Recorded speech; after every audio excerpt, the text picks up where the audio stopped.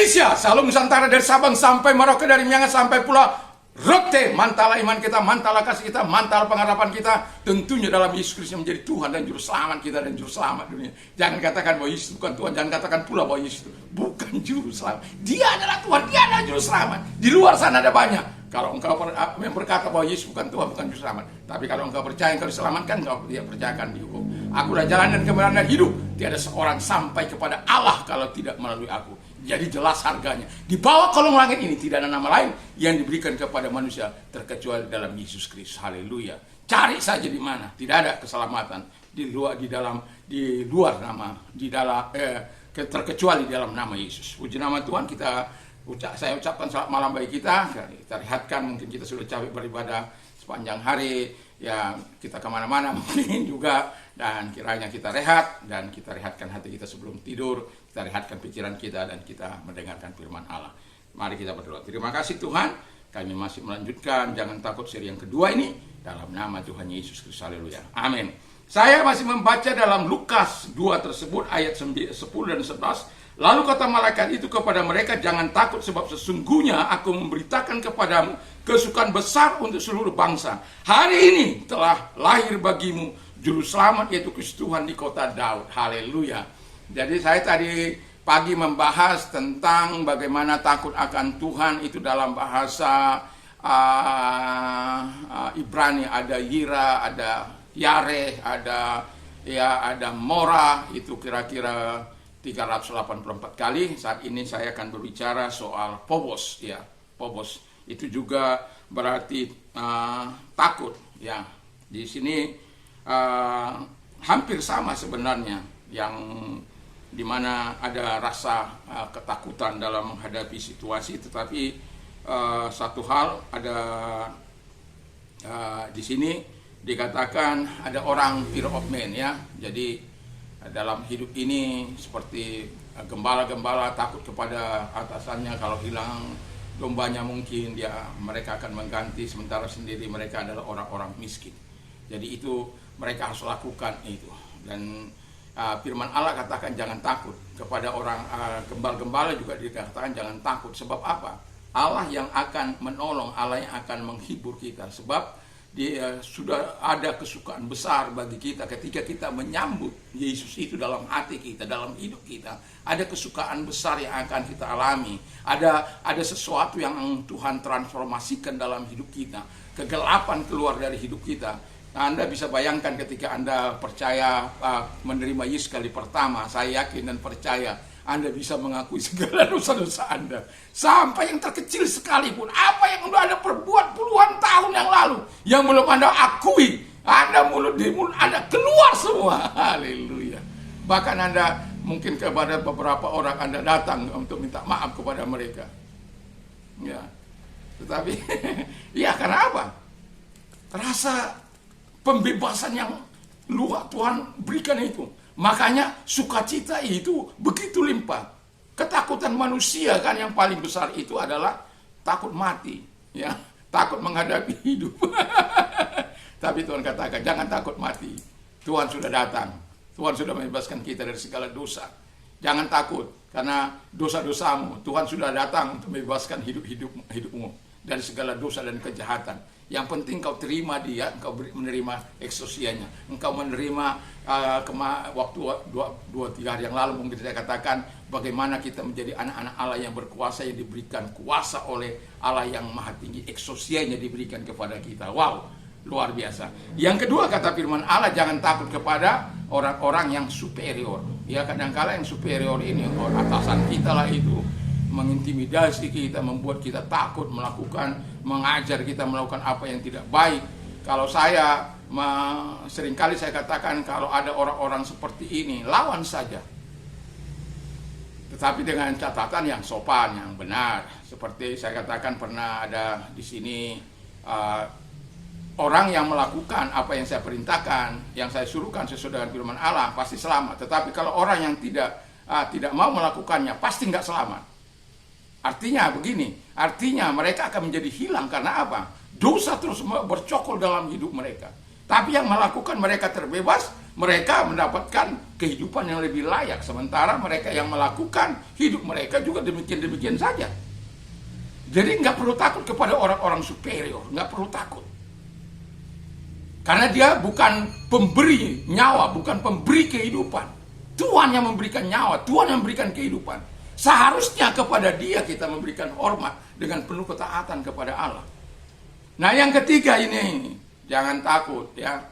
Kita tidak perlu takut menghadapi situasi. Tapi kalau kita takut, takutlah seperti apa yang ketiga ini, yaitu takut akan Allah, fear of God. Jadi fokus itu juga takut akan Allah, dimana kalau disebut dalam bahasa reverence of God, penghormatan, ini takut akan Allah. Jadi Tuhan itu sungguh sangat memperdulikan kita. Kalau engkau takut menghadapi hidup ini karena situasi, kondisi, keadaanmu, jangan takut. Allah kita katakan, sebab apa? Ada Tuhan. Yang mau saya ingatkan adalah, ini yang perlu kita ingat, bahwa kenapa kita tidak perlu takut? Ada kesukaan besar dalam hatimu. Kenapa ada kesukaan besar? Kalau engkau menyambut Yesus dalam hatimu, menerima Yesus dalam hatimu, bebas engkau dari rasa terdakwa, bebas dari rasa tertuduh, bebas dari rasa dosa-dosa. Karena engkau melakukan apa yang baik dan benar di mata Tuhan. Dan ketika engkau mengenal juru selamat yang membebaskan engkau dari segala masalah, terutama dalam masalah dosa. Dosa membawa kematian kekal, dan ketika Yesus datang sebagai dilahirkan di kota Bethlehem, dia sebagai juru selamat, dan juga dia yang menyatakan diri untuk menolong semua manusia. Baik, dia tidak lagi mengenal kelas-kelas, dia tidak lagi mengenal kamu statusnya apa, orang hebat, orang mulia. Dia adalah pemecah tembok. Saya sudah kedatangan Yesus itu sudah saya katakan, dia memecahkan, merobohkan tembok-tembok pemisah. Ya, jadi ada di khotbah saya bahwa kedatangan Yesus itu merobohkan tembok-tembok pemisah. Lalu kemudian yang kenapa tidak perlu takut? Yang ini adalah Yesus Kristus, Mesias itu, ya Padokratus itu, yang Maha Kuasa itu, akan menolong kita. Dia tahu persis pergumulanmu, dia tahu apa yang sedang kau alami hari-hari ini. Dia tidak akan pernah tinggal diam. Ketika engkau taat, ketika engkau melakukan apa yang berkenan, ketika engkau sambut dia, bukan berarti ketika Natal aja kita sambut dia, bukan. Tapi hari-hari perjalanan hidupmu. Karena ini kan kita hanya merayakan. Sehingga perayaan kita bukan karena tradisi, bukan karena kebiasaan, bukan karena seperti di orang Batak. Kadangkala dipakai minum-minuman bir dan lain sebagainya, minuman-minuman yang sedikit karena saya orang Batak. Dulu saya melakukan itu. Dan sedikit campur-campur lah minumannya. Natal dibuat untuk sesuatu yang menyakitkan hati Tuhan. Habis dari gereja, bukannya sungguh-sungguh bertobat, tetapi ya begitulah. Tetapi saya tidak mengatakan semua orang Batak. Tetapi sebagian besar, karena saya pernah menjadi orang Batak dan tinggal di Sumatera, jadi saya tahu persis keadaan situasi kota di mana saya tinggal pada waktu itu. Termasuk orang tua saya adalah orang yang melakukan itu. Ya, jadi kita hari itu memang pesta betul, ya pesta. Jadi, tetapi saya mau katakan kepada kita, itu bukan cara untuk menyelesaikan sebuah masalah. Menyambut Natal itu bukan seperti itu. Menyambut Natal itu dengan hati yang penuh ketaatan kepada Tuhan, supaya sukacita kita itu tidak hilang. Yang terakhir adalah, ketahuilah kalau Dia yang Maha Kuasa itu lahir, bagi kita persoalan akan selesai. Dan yang terakhir saya mau katakan adalah Immanuel, Tuhan yang menyertai kita. Jadi kalau Tuhan menyertai kita, mengapa kita perlu takut dalam menjalani hidup ini? Tidak perlu takut. Apapun, ingat ya, dalam ketaatanmu Tuhan kadangkala memproses engkau begitu dalam. Dalam ketaatanmu kepada firman Allah, kepada sesama, kepada siapapun, Tuhan memproses engkau begitu dalam. Bukan berarti Allah membenci engkau. Allah sedang melihat sesuatu yang hebat dari dalam dirimu, sesuatu yang luar biasa dari dalam dirimu, supaya setelah itu engkau akan melihat kemuliaan, kebesaran yang Tuhan akan lakukan, sehingga kita bisa memberikan kemuliaan bagi Allah. Biarlah segala orang melihat perbuatan-perbuatan atau melihat terang kita, supaya mereka supaya mereka memuliakan Allah, ya. melalui perbuatan-perbuatan yang kita lakukan dalam kehidupan ini. Jadi dan tidak perlu takut sebab Tuhan akan senantiasa menolong kita sebagai orang-orang yang percaya. Dan itulah sebabnya Tuhan katakan, malaikat Tuhan katakan, jangan takut. Saya katakan jangan takut memasuki meninggalkan 2023 dan memasuki 2024 yang akan datang, walaupun masih beberapa waktu ke depan. Puji nama Tuhan, Tuhan memberkati. Mari kita berdoa. Terima kasih Bapa di surga, biarlah roh tidak takut, roh ketakutan itu nyah dari hidup kami, tapi roh takut akan Tuhan senantiasa ada dalam hidup kami, sehingga takut kami hanya kepada Tuhan. Kami tidak perlu melatih manusia atau orang-orang superior lainnya, karena roh yang ada pada kami jauh lebih besar daripada roh-roh yang ada pada dunia ini. Terima kasih bagi Anda yang sedang sakit jantung. Saya mau katakan, Tuhan mampu menyembuhkan engkau. Jangan biarkan engkau mati mendadak. Percaya kepada Tuhan supaya engkau mendapat pertolongan daripada Tuhan, dan serahkan seluruh hidupmu kepada Tuhan.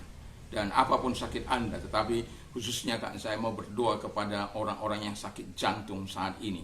Dan percayalah bahwa Tuhan memulihkan jantungmu, memulihkan engkau secara nyata. Mari kita berdoa.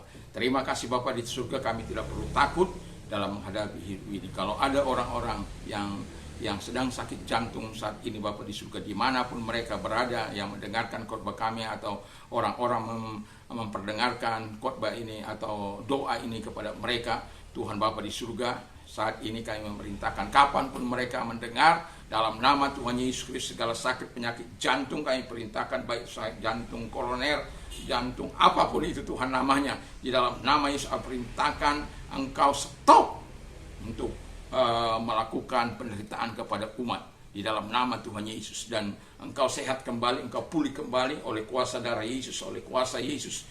Ingat bahwa Yesus tidak pernah berubah dahulu, sekarang sampai selama-lamanya. Yesus itu maha kuasa, Yesus itu maha dahsyat, Yesus itu yang menyertai engkau dan akan terus menolong engkau. Di dalam nama Tuhan Yesus kami bersyukur dan berdoa. Haleluya, amin. Tuhan Yesus memberkati. Mantap, mantap, mantap.